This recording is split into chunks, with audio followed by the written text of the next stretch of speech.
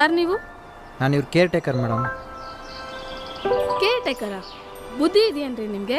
Care taker ಅಂತೀರಾ, ಒಬ್ಬರನ್ನ ಬಿಟ್ಟು ಹೋಗಿದ್ದೀರಾ? ಸ್ವಲ್ಪನಾದ್ರೂ ಪರಿಜ್ಞಾನ ಬೇಡವಾ? ತುಂಬ ಒಳ್ಳೆ ಹುಡುಗ ಅಮ್ಮ. ಅವನಿಲ್ಲ ಅಂದರೆ ನಾನು ಬದುಕಿರ್ತಿರ್ಲಿಲ್ಲ ಅಮ್ಮ. ಅವನೇ ನನಗೆಲ್ಲ ನನ್ನ ಮಗನ ಥರ ನೋಡ್ಕೊತಿದ್ದಾನಮ್ಮ.